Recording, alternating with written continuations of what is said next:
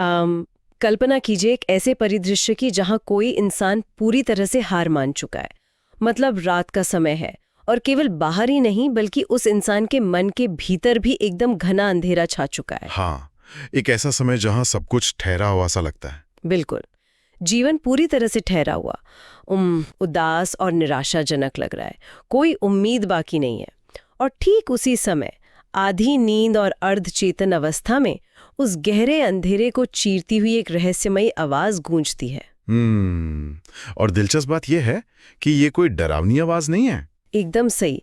ना तो ये डरावनी है और न ही कोई साधारण आवाज है।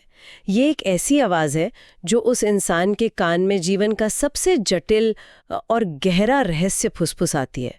वो रहस्य जो दुनिया को चलाने वाली असली ताकत है। बिल्कुल।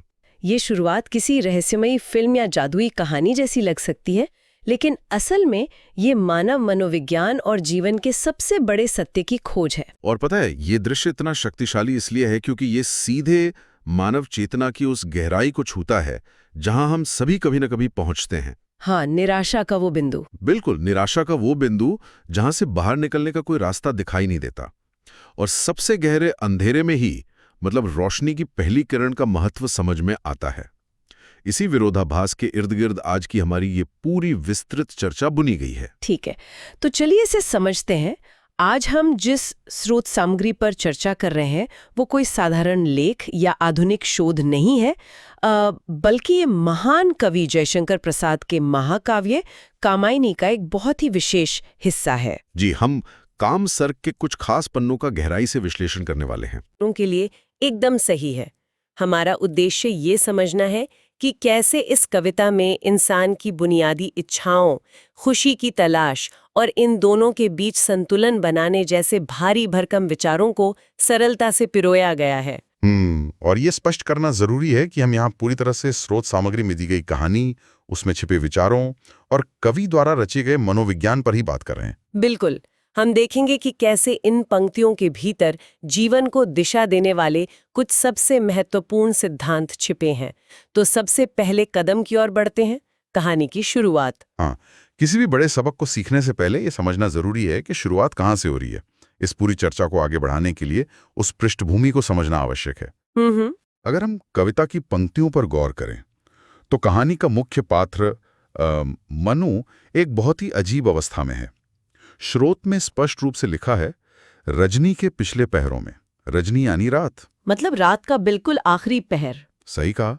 रात के अंतिम पहर का समय वो समय होता है जब अंधेरा सबसे घना होता है और इंसान की चेतना सबसे अधिक शांत या कह लें कि सुन्न होती है। मनु एक बहुत ही गहरी निराशा में डूबा हुआ है। क्योंकि उसका जीवन एक प्रलय के बाद बच गया है। हाँ, लेकिन उसके भीतर जीने की कोई इच्छा बाकी नहीं है। सब कुछ खत्म सा लग रहा है। और यहीं पर कहानी में वो रहस्यमयी आवाज प्रवेश करती है।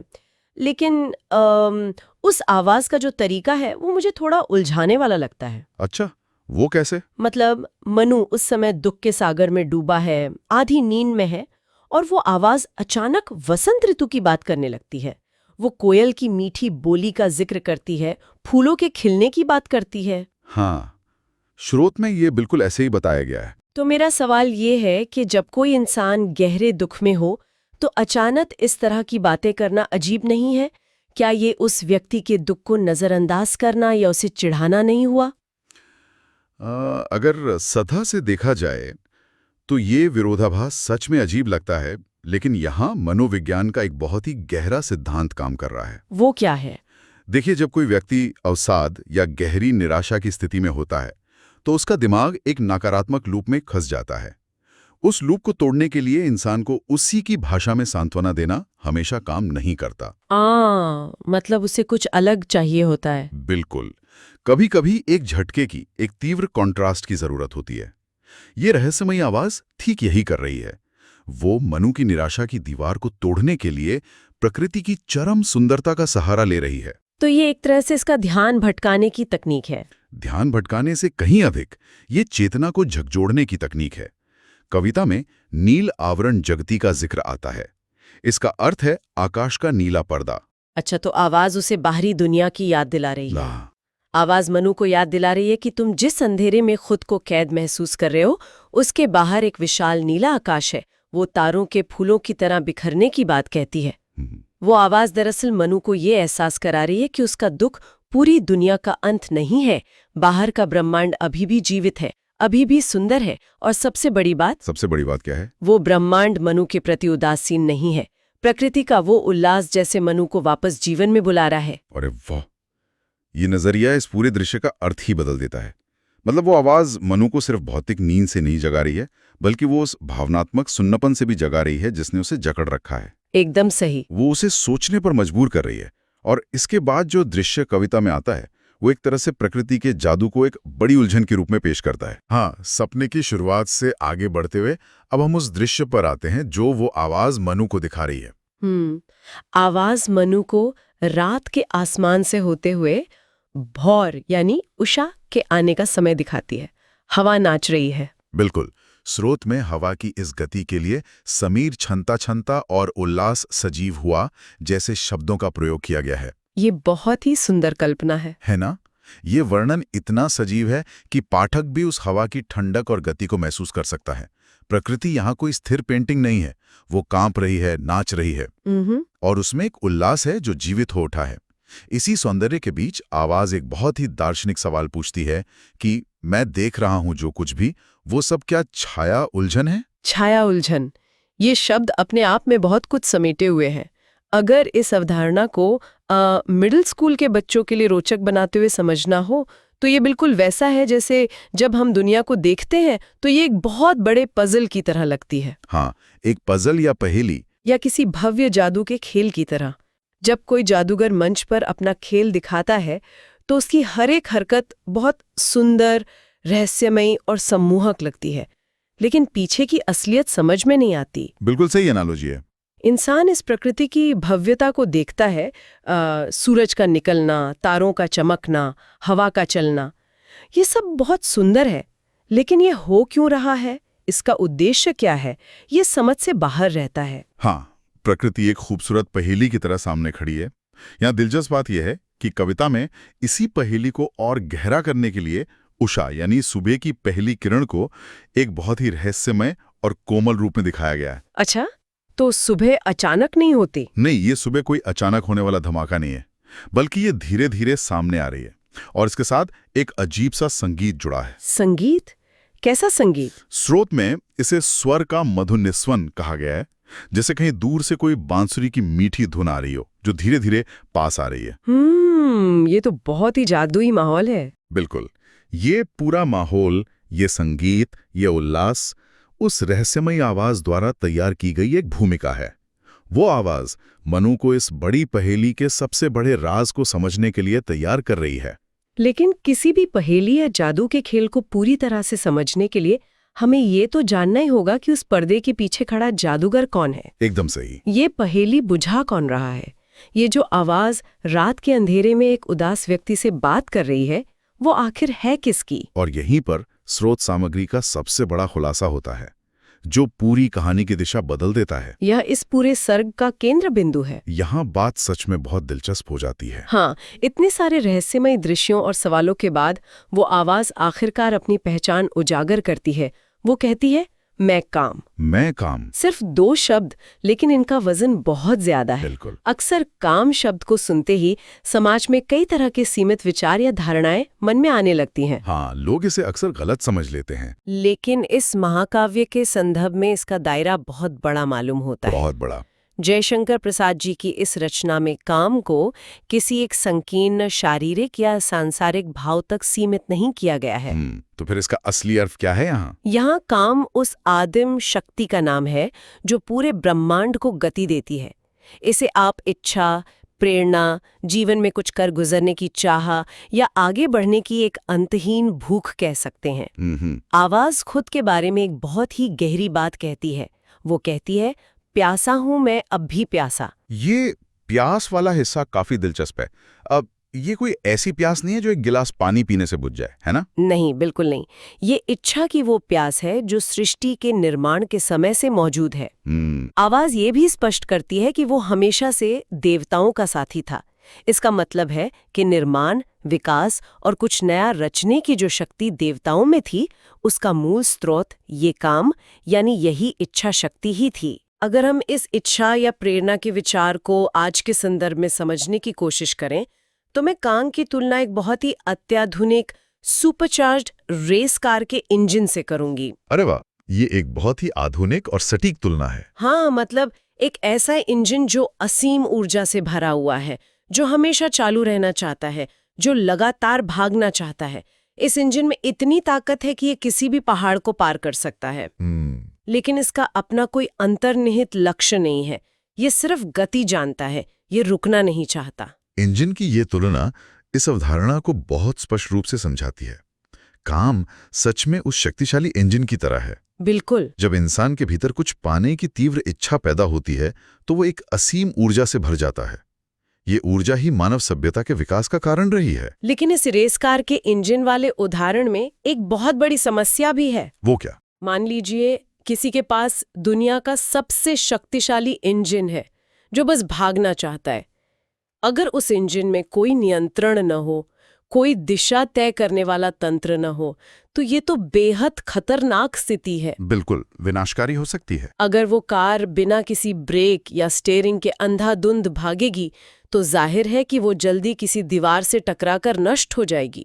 तो इस रूपक के अनुसार मैं आपसे पूछना चाहती हूँ कि काम रूपी इस प्रचंड इंजन को सही दिशा कौन देता है? इसे बेगाम होने से कौन रोकता है? और इसी सवाल का जवाब ही मानवीय अस्तित्व का सबसे जरूरी सबक है। और यही वो ज्ञान है जो आवाज मनु को देना चाहती है। अच्छा। आवाज आगे बताती है कि उसका एक साथी था, रति। रति। हाँ, यहाँ रति का अर्थ केवल आकर्षण नहीं है। रति का मतलब है प्रेम, करुणा, खुशी, सौंदर्य और जीवन की संतुष्टि। बिना रति के काम केवल एक अंधी दौड़ है जो विनाश की ओर ले जाती है। तो अगर हम अपनी रेस कार की उपमा पर वापस जाएं, तो रति उस कार का स्टीयरिंग व्हील और ब्रेक दोनों है, जो उस ताकतवर इंजन की ऊर्जा को एक खूबसूरत दिशा देती है और उसे सुरक्षित रखती है। एकदम सही। काम की प्यास को रति ही शांत करती है। अगर हम इसे बड़े चित्र से जोड़कर देखें तो काम या इच्छा के भीतर एक अनवरत भूख है, जिसे स्रोत में तृष्णा कहा गया है। तृष्णा। ये तृष्णा हमेशा कुछ नया पाना चाहती है, कुछ बड़ा हासिल करना चाहती है, और ये स्वाभाविक है। बिल्कुल, बिना इसके तो हम आगे नहीं बढ़ेंगे। सही बात है। लेकिन अगर जीवन में सिर्फ तृष्णा हो तो इंसान कभी संतुष्ट नहीं होगा। वो हमेशा भागता रहेगा और अंततः थककर टूट जाएगा। इसीलिए रति यानी प्रेम और खुशी की आवश्यकता होती है। तो मतलब रति उस भूख को शांत करती है। हाँ, रति उस तृष्णा को तृप्ति यानी संतुष्टि प्रदान करती है। ये एक बहुत ही सुंदर विरोधाभास है। एक तरफ प्यास है और दूसरी तरफ संतुष्टि। और आवाज यही समझाती है कि ये दोनों विरोधी नहीं बल्कि पूरक हैं, एक दूसरे को पूरा करते हैं। बिल्कुल। आवाज कहती है कि ये दोनों आकांक्षा और तृप्ति मिलकर ही दुनिया में आनंद और वसंत लाते हैं। स्रोत में इसके लिए बहुत ही सटीक शब्दों का प्रयोग हुआ है, आकांक्षा तृप्ति समन्वय में। इसका मतलब है कि चाहने और संतुष्ट होने के बीच जो एक आदर्श संतुलन बनता है, उसी संतुलन में जीवन का असली सौंदर्य और अर्थ छिपा है। एकदम सही समझा आपने। तो ये सिर्फ तेजी से भागने के बारे में नहीं है, बल्कि ये जानकर भागने के बारे में है कि कब रुककर उस सफर का आनंद लेना है। हाँ, बिल्कुल। ये समझना कि मंजिल की चाहत में सफर की सुंदरता को अनदेखा नहीं करना है। लेकिन इस पूरे विचार का व्यावहारिक पक्ष क्या है? व्यवहारिक पक्ष? हाँ, मतलब हम इन दो ताकतों के बारे में जान गए हैं, लेकिन जब कोई इसे अपने जीवन में उतारने की कोशिश करेगा तो इसका अंतिम परिणाम क्या होगा? इस चर्चा के अगले पड़ाव में हमें जीवन के इस सबसे जरूरी सबक को समझना होगा, जिसे संतुलन कहा गया है। इस व्यावहारिक पक्ष को समझने के लिए हमें कविता की उन विशेष पंक्तियों पर ध्यान केंद्रित करना होगा जहां शुद्ध विकास की बात की गई है। शुद्ध विकास? हाँ, स्रोत में एक पंक्ति है जो पूरी बात का निचोड़ पेश करती है।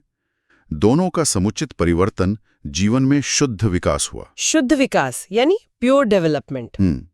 ये शब्दावली सुनने में मनोविज्ञान या दर्शन शास्त्र की किसी जटिल किताब के सिद्धांत जैसी लगती है। कि ये सिद्धांत गहरा जरूर है, लेकिन इसे समझना बहुत मानवीय है। यहाँ शुद्ध विकास का मतलब सिर्फ पैसा कमाना, सत्ता पाना या कोई भौतिक लक्ष्य हासिल करना नहीं है। तो फिर क्या है? अशुद्ध विकास वो होता है जहां इंसान सफलता तो पा लेता है लेकिन भीतर से खाली, तनावग्रस्त और दुखी रहता है। जब काम और रति एक साथ सही मात्रा में मिलते हैं, केवल तभी इंसान का वो विकास होता है जो टिकाऊ और शांतिपूर्ण होता है। कविता कहती है कि जब ये दोनों मिलते हैं तो जीवन में मौजूद जड़ता की गांठ खुल जाती है। जड़ता की गांठ, ये रूपक मुझे बहुत दिलचस्प लग रहा है ना? जड़ता का मतलब है ठहराव या गतिहीनता, और गांठ का मतलब है किसी चीज का उलझकर अटक जाना। सही कहा। जब कोई इंसान केवल इच्छाओं के पीछे भागता है और संतुष्टि को भूल जाता है, या फिर जब कोई इंसान पूरी तरह से हार मानकर बैठ जाता है, जैसे मनु अपनी उदासी में बैठा था। हाँ, बिल्कुल। तो दोनों ही स्थितियों में जीवन का स्वाभाविक प्रवाह रुक जाता है। एक जगह पर आकर चेतना अटक जाती है। यही वो जड़ता की गांठ है। जब इच्छा और खुशी का ये अद्भुत संतुलन जीवन में प्रवेश करता है तो वो ठहराव टूट जाता है। जीवन में एक नई, शांतिपूर्ण और अर्थपूर्ण गति आ जाती है। इसी प्रक्रिया को स्रोत में प्रेम कला भी कहा गया है। अगर इस पूरी अवधारणा को एक वास्तविक जीवन के उदाहरण से समझने की कोशिश की जाए तो मान लीजिए किसी को एक बहुत बड़ा आविष्कार करना है या कोई बड़ी कंपनी खड़ी करनी है। वो उसकी तीव्र इच्छा है, उसका काम है, वो दिन रात मेहनत कर रहा है, लेकिन अगर उस पूरी प्रक्रिया में वो लगातार तनाव में है, अपने आसपास के लोगों से चिढ़ रहा है और उस काम को करने की मूल खुशी को भूल चुका है, हाँ, जो अक्सर होता है, तो भले ही वो कंपनी खड़ी कर ले, वो सफलता अधूरी है। ये अशुद्ध विकास होगा। केवल किसी चीज को पाने की जिद करना काफी नहीं है।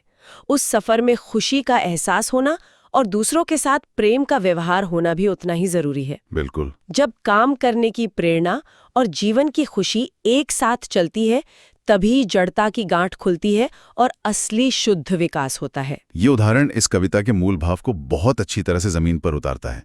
रति के बिना काम सिर्फ एक अंधी भूख है जो कभी इंसान को चैन से नहीं बैठने देती, और ये संतुलन ही वो अंतिम ज्ञान है जो वो रहस्यमयी आवाज उस रात के अंधेरे में मनु को देना चाहती है। ये वास्तव में एक गहरा जीवन दर्शन है, लेकिन ज्ञान देना एक बात है और उस ज्ञान का इस्तेमाल करना दूसरी। बिल्कुल। क्या ये आवाज सिर्फ दर्शन शास्त्र पढ़ाकर चली जाती है, या ये मनु को कुछ ठोस कदम उठाने के लिए भी प्रेरित करती है? इस पूरे मार्गदर्शन का एक अंतिम चरण भी है। अच्छा। हाँ, ये जानना जरूरी है कि इस पूरी मानसिक और भावनात्मक यात्रा का अंत कहाँ होता है। इस पूरे रहस्यमयी संवाद के अंत में वो आवाज अपना आखिरी, सबसे छोटा लेकिन शायद सबसे ज्यादा शक्तिशाली संदेश देती है। वो क्या है? आवाज कहती है, उसको पाने की इच्छा हो तो योग्य बनो। उसको पाने की इच्छा हो तो योग्य बनो। ये कोई दार्शनिक विचार नहीं है, बल्कि ये एक बहुत ही स्पष्ट और सीधा कॉल टू एक्शन है। एकदम सही कहा आपने। अगर तुम्हें वो शांति, वो आनंद, वो शुद्ध विकास चाहिए, तो सिर्फ उसकी कामना करना पर्याप्त नहीं है। खुद को इस काबिल बनाना होगा कि तुम उसे संभाल सको। बिल्कुल। और सबसे दिलचस्प बात यह है कि ये अंतिम चुनौती देने के तुरंत बाद आवाज गायब हो जाती है। गायब हो जाती है? हाँ, स्रोत में लिखा है, कहती कहती वो ध्वनि चुपचाप हुई, सहसा जैसे मुरली चुप रहती। यानी वो रहस्यमयी आवाज जो अब तक इतना गहरा ज्ञान दे रही थी, वो अचानक पूरी तरह शांत हो जाती है। अब कोई आवाज नहीं है, कोई मार्गदर्शन नहीं है। ये अचानक आई खामोशी डरावनी भी हो सकती है। मतलब जब कोई लगातार आपको रास्ता दिखा रहा हो और अचानक चुप हो जाए तो एक खालीपन सा आ जाता है। आवाज ऐसा क्यों करती है? क्योंकि सच्चा मार्गदर्शन हमेशा व्यक्ति को अंततः आत्मनिर्भर बनाता है। आवाज का काम मनु को जगाना और दिशा दिखाना था, न कि जीवन भर उसकी उंगली पकड़कर चलना। हाँ, ये तो है। सब कुछ अब मनु के अपने निर्णय पर छोड़ दिया गया है। उसे स्वयं अपने भीतर खोजना होगा कि योग्य बनने की ये प्रक्रिया कैसे शुरू होगी। तो इसके बाद क्या होता है? क्या मनु इस रहस्यमयी और ज्ञान से भरे सपने के बाद करवट बदलता है और ये सोचकर वापस सो जाता है कि ये तो बस एक सपना था? नहीं, बिल्कुल नहीं। यहीं पर मनु के चरित्र का और इस पूरे सर का सबसे सकारात्मक मोड़ आता है। अच्छा। मनु अपनी आंखें खोलता है। उसके मन का वो ठहराव, वो जड़ता की गांठ अब टूट चुकी है। उसके भीतर एक नई दिशा है, एक नई ऊर्जा है। वो जागते ही जो सबसे पहला सवाल पूछता है वो उसकी बदली हुई मानसिकता का प्रमाण है। वो पूछता है, पंथ कौन वहां पहुंचाता है? यानी उस लक्ष्य तक, उस आदर्श संतुलन तक पहुंचने का रास्ता कौन सा है? ये सच में बहुत शक्तिशाली है। बिल्कुल है। अब वो उदास नहीं बैठा है, वो भाग्य को नहीं कोस रहा है, वो सक्रिय रूप से रास्ता खोज रहा है। वो जानना चाहता है कि योग्य बनने के लिए पहला कदम कहाँ रखना है। और जब किसी के भीतर इतना गहरा बदलाव आता है तो प्रकृति भी मानो उसका स्वागत करती है। कैसे? स्रोत में वर्णन है कि ठीक उसी समय पूर्व दिशा में एक बहुत ही सुंदर और भव्य सूर्योदय होता है। स्रोत के शब्द हैं, सुंदर प्राची में अरुणोदय। ये तो एकदम फिल्मी सीन जैसा है। हाँ, लेकिन ये सिर्फ रोजाना निकलने वाले सूरज का वर्णन नहीं है। यह मनु के जीवन में आई नई उम्मीद, नई ऊर्जा और उस अंधेरे की समाप्ति का प्रतीक है। वह निराशा से भरी रात अब पूरी तरह खत्म हो चुकी है। एक अंधेरी रात के अवसाद से शुरू होकर एक सुनहरे सवेरे की उम्मीद तक का सफर। आज हमने स्रोत सामग्री के जरिए जिस विचार को खंगाला है वो समय और उम्र की सीमाओं से परे है। बिल्कुल, ये सबके लिए है। हमने देखा कि कैसे इच्छा एक शक्तिशाली इंजन की तरह हमें आगे धकेलती है और कैसे खुशी और प्रेम उस इंजन को एक सही दिशा देकर विनाश से बचाते हैं। और ये भी देखा कि संतुलन कोई ऐसी चीज नहीं है जो बाहर से कोई आवाज हमेशा आपको बताती रहेगी। अंततः उस संतुलन को साधने के लिए स्वयं को योग्य बनाना पड़ता है। यही इस महाकाव्य के इस हिस्से का सबसे बड़ा और व्यवहारिक सबक है।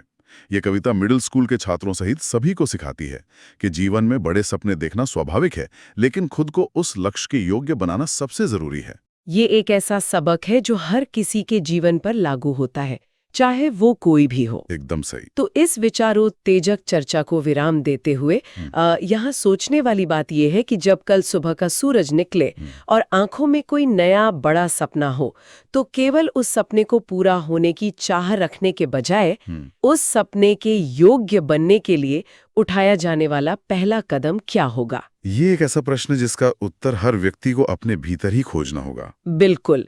इसी विचार के साथ हम आज की इस गहरी यात्रा को यहीं रोकते हैं। हमेशा याद रखिए, आगे बढ़ने की इच्छा के उस शक्तिशाली इंजन को जरूर चालू रखिए, लेकिन संतुलन बनाए रखने वाले उस स्टीयरिंग को भी मजबूती से थामे रहिए। अगली बार फिर एक नए स्रोत और एक नई चर्चा के साथ मिलेंगे।